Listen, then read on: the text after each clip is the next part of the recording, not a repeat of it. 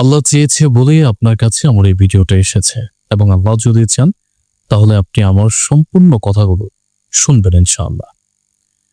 আমরা প্রতিদিন 5 ওয়াক্ত নামাজ আদায় করি, আর প্রতিটি নামাজেই আমরা সিজদা দেই। কিন্তু কখনো কি আমরা ভেবে দেখেছি এই সিজদার মুহূর্তে কেন আমাদের মন এত শান্ত হয়ে যায়? কেন এক অবার্তি প্রশান্তি আমাদের হৃদয়কে ছুঁয়ে যায়? আজ আমি আপনাদের সামনে এমন একটি বিষয়ে তুলে ধরতে চাই যা শুনলে আপনি আল্লাহর সৃষ্টির নিপুণতায় মুগ্ধ হবেন ইনশাআল্লাহ। প্রথমত আমাদের মস্তিষ্ক সম্পর্কে একটু জানি। আমাদের মাথার খুলির ভেতরে বা আমাদের মাথার ভিতরে যে মস্তিষ্ক রয়েছে বা ব্রেন রয়েছে, তার ওজন প্রায় 1200 থেকে 1400 গ্রাম, অর্থাৎ প্রায় 1.5 কেজি। কিন্তু আশ্চর্যের বিষয় হলো আমরা কখনো এই 1.5 কেজি ভার অনুভব করি না। করেন আপনি? এই যে আমি কথা বলছি, এখানে আমি 1.5 কেজি ভার নিয়ে আছি, কিন্তু আপনি যে ভিডিওটা দেখছেন আপনিও 1.5 কেজি ভার নিয়ে আসছেন। অনুভব করেন? করি না। কেন জানেন?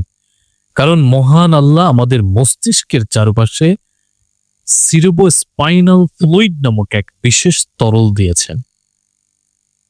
এই তরলের মধ্যে আমাদের মস্তিষ্ক ভেসে থাকে, ফলে এর প্রকৃত ওজন অর্থাৎ 1.5 কেজি ওজন অনেক কম অনুভব হয়। সুবহানাল্লাহ, সুবহানাল্লাহ।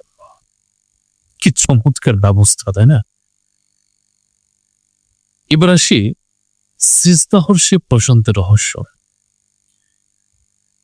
যখন আমরা সিজদা করি অর্থাৎ কপাল মাটিতে ঠেকাই, তখন কিছু আশ্চর্য পরিবর্তন ঘটে আমাদের শরীরে। কি কি পরিবর্তন ঘটে?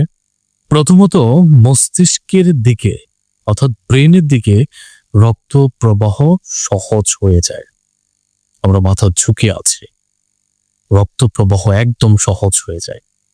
দ্বিতীয়ত মাথার ভিতরে সেই তরল, সেই ফ্লুইড কিছুটা সামনের দিকে সঞ্চালিত হয়, যা আমাদের ব্রেনের উপর এক ধরনের আরামদায়ক প্রভাব ফেলে।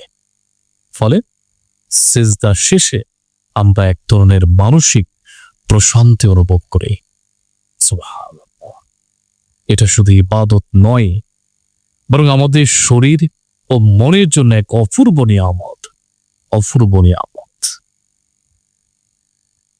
এই প্রসঙ্গে মহান আল্লাহ তাআলা কোরআনে বলেন, আল্লাযী আহসানা কুল্লা শাইইন খালাকাহু ওয়া বা'দা খালকান ইনসানি মিন তিন। এই আয়াতের অর্থ হচ্ছে তিনি তার প্রত্যেকটি সৃষ্টি উত্তম রূপে সৃষ্টি করেছেন এবং মাটি থেকে মানুষকে সৃষ্টি শুরু করেছেন।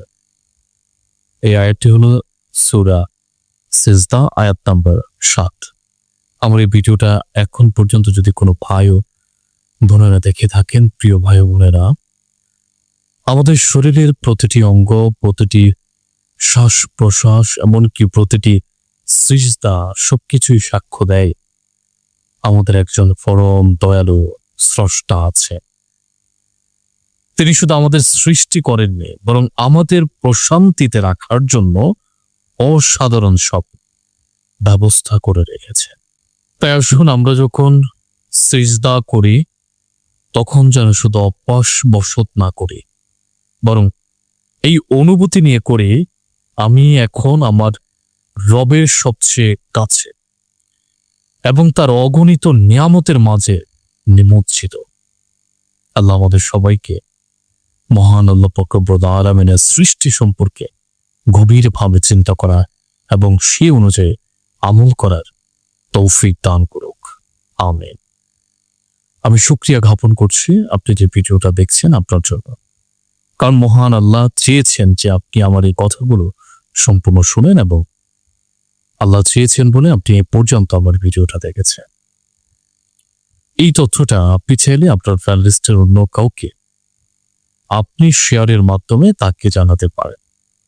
কারণ মহান আল্লাহ পাক রব্বুল আলামিনের এই সৃষ্টি জগৎ, মহান আল্লাহ পাক রব্বুল আলামিনের এই সৃষ্টি প্রত্যেকটা মানুষের জানা খুব প্রয়োজন।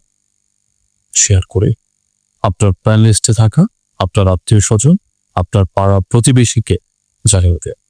ভালো থাকবেন। আসসালামু আলাইকুম ওয়া রাহমাতুল্লাহ।